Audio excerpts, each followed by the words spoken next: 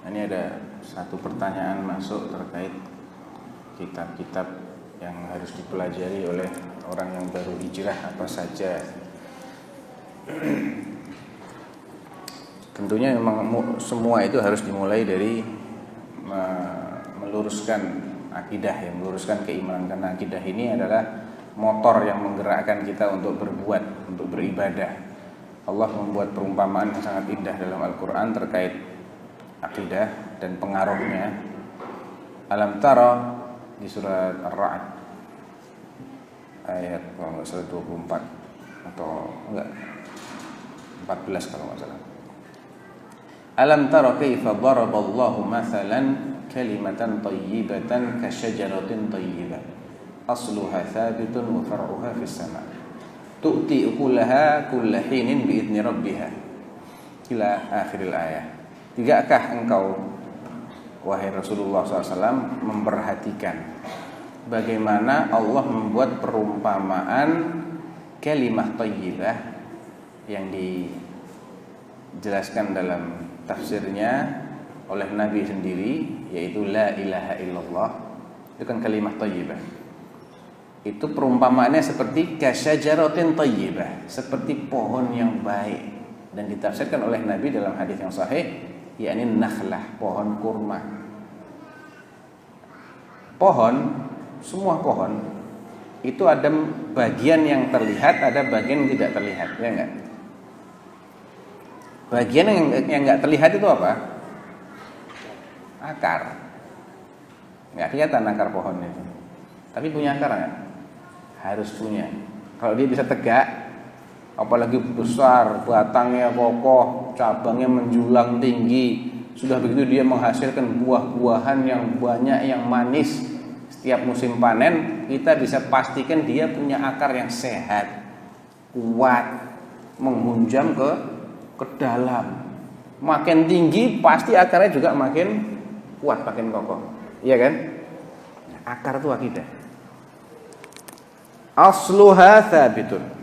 Asal itu maksudnya akarnya. Thabit, kokoh, kuat. Walaupun enggak kelihatan. Jadi kita bisa menilai akidah seseorang dari yang kita lihat. Makanya akidah itu bukan klaim, tapi bukti real. Sikap itu menunjukkan bagaimana akidah. Gak bisa yang penting akidahnya benar, akhlaknya bobrok nggak masalah. Apabila justru akhlak bobrok itu karena akidahnya bobrok. Orang kalau mau hijrah, berarti kan dia meninggalkan apa yang selama ini dilarang oleh Allah. Ya enggak? Al-hijratu wal muhajiru man hajara ma nahallahu anhu. Muhajir kata Rasulullah, orang yang berhijrah itu adalah orang yang meninggalkan yang dilarang oleh Allah.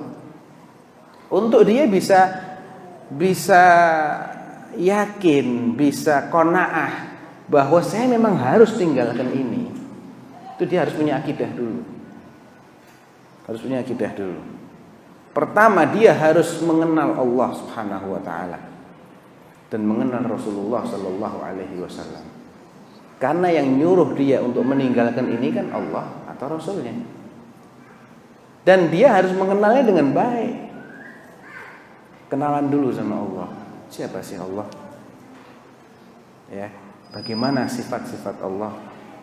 Makanya orang yang mau hijrah itu supaya istiqomah dia harus kenal dulu. Dia harus luruskan akidahnya terhadap Allah Subhanahu wa taala, terhadap Rasulullah SAW, terhadap Yaumul Qiyamah. Karena Yaumul Qiyamah ini sesuatu yang menjadikan rem kita di dunia. Kalau orang tidak percaya adanya Yaumul Qiyamah, orang akan lost. Apa yang harus menghentikan dia apa? Saya mati selesai, nggak ada apa-apa lagi, nggak ada pertanggungjawaban, kan gitu. Tapi kalau dia yakin, saya nggak selesai ini di dunia ini. Ini belum tuntas. Justru urusannya itu belakangan nanti setelah saya mati, maka dia akan sangat berhati-hati. Ya. Dengan dia mengenali Allah, mengenali sifat-sifat Allah yang maha pengasih, maha penyayang, mengetahui segalanya, adil, penuh dengan hikmah dalam menetapkan segala sesuatu, ya dia akan percaya, saya nggak perlu tahu lah kenapa Allah melarang saya begini. Tapi saya yakin ini pasti Allah nggak ingin nyusahkan saya, karena Allah sendiri bilang begitu. Ma yuridullahu bikumul yusra wa la yuridu bikum al-usra. Allah itu ingin memberikan kemudahan, bukan ingin menyulitkan. Walaupun kesulitan itu tetap ada dalam setiap perintah. Mesti ada, namanya taklif kan. Mukallaf itu kan diberi beban. Tapi beban ini beban yang kita bisa hadapi. Tidak mungkin Allah membebani kita di luar kemampuan. La yukallifullahu nafsan illa wus'aha. Fattaqullaha mastata'tum. Ya. Allah tuh ingin memberikan sesuatu yang sebetulnya memudahkan kita. Cuman ya karena kita punya hawa nafsu, akhirnya kita kadang ada konflik batin ini antara apa yang kita inginkan, selera kita, dengan kepercayaan ini kuat-kuatan. Kamu lebih percaya terhadap analisamu, terhadap seleramu, ataukah lebih percaya kepada Allah Subhanahu wa taala? Nah, orang-orang yang beriman dia akan innama kana qaulal mu'minin idza du'u ila Allahi wa rasulihi liyahkuma bainahum ay yaqulu sami'na wa ata'na. Karena dia lebih dominan yakinnya ini, imannya dia lebih kuat. Tidak ada masalah. Saya susah sebentar kok. Inna ma'al usri fa inna ma'al usri yusran, inna ma'al usri yusran. Percaya dia dengan janji Allah. Wa may yattaqillaha yaj'al lahu makhraja wa yarzuqhu min haitsu la yahtasib. Wa may yatawakkal 'ala Allahi fa huwa hasbuh. Ya. Wa may yattaqillaha yaj'al lahu min amrihi yusra. Janjinya Allah banyak. Takwa saja sama Allah, laksanakan perintah Allah, jauhi larangan Allah, Allah akan beri kamu jalan keluar dari kesulitanmu. Tidak harus sekarang, nanti tunggu dulu, istiqomah enggak kamu takwanya. Kalau mau mintanya instan-instan, nah itu yang enggak akan bertahan. Nabi aja enggak instan, apa susahnya Allah menangkan Rasulullah? Coba kita renungi. Rasulullah diganyang enggak sama orang kafir? Disakiti enggak? Dihina-hina enggak? Dimutilasi pamannya di depan matanya beliau. Sahabat-sahabat Rasulullah, Ammar harus menyaksikan bagaimana Sumayyah ibundanya dibunuh dengan keji. Tahu bagaimana Sumayyah dibunuh?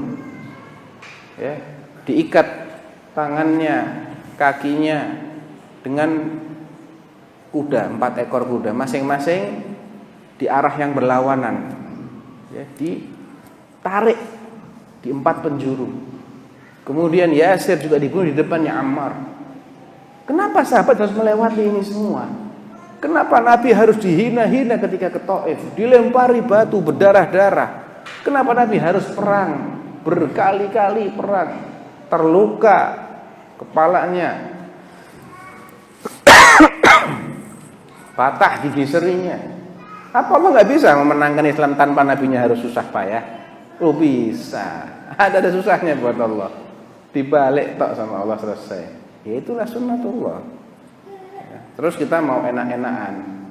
Am hasibtum an tadkhulul jannata wa lamma ya'lamillahu wa lamma ya'tikum mathalul ladzina khalau min qablikum massathumul ba'sa wad-dharra wa zulzilu hatta yaqula ar-rasul wal ladzina amanu ma'ahu mata nasrullah ala inna nasrullahi qarib. Ya, turunnya pertolongan Allah itu di last minute. Biasanya begitu memang. Last minute, makanya diuji itu sampai titik terakhir.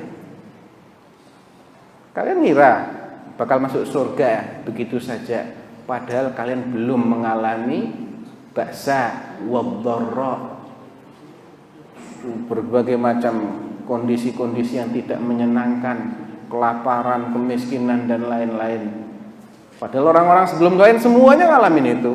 Sampai-sampai para rasul dan orang-orang yang beriman bersamanya itu saking lamanya nih mereka dalam kondisi yang berat ini, mereka kapan ya datangnya pertolongan Allah. Nah, itu dekat, pertolongan Allah itu dekat. Kalau sudah begitu itu dekat. Hatta idza stai'asar rusulu wa dhannu annahum qad kudzibu ja'ahum nasruna. Ketika para rasul sudah putus asa, ya Allah, kayak sudah ada lagi yang percaya sama kita orang ini. Ya, wah, semua orang sudah bilang kita ini bohong. Justru ketika itu datang pertolongan kami. Jadi kita pahami lah, makanya kita kenal dulu sama Allah, kenal sama maunya Allah itu gimana. Jangan maunya kita, maunya Allah dong. Kan yang ngasih pahala Allah. Ya, kita harus tahu maunya Allah gimana, aturan mainnya gimana nih ya Allah. Ya kamu percaya dulu dong, kita ini Allah ini adil, Allah Maha tahu, Allah Maha bijaksana, Allah itu pengasih. Allah tuh nggak ingin kita ini susah-susah. Allah nggak butuh sama susah-susahnya kita, enggak. Ya. Man jahada fa innama yujahidu li nafsihi. Siapa yang berjihad, mengorbankan nyawanya itu untuk kepentingan dirinya, bukan untuk Allah. Allah nggak butuh sama nyawa kita, nggak butuh sama ibadah kita, enggak. Nah, kalau kita sudah kenal, maka Allah pasti akan memberi jalan keluar. Cuman kapan itu terserah Allah. Terserah Allah. Kita istiqomah aja, istiqomah aja. Ya. Jadi itu yang pertama kali harus dipelajari kitab-kitab akidah pada umumnya. Karena istiqomah itu adalah buah.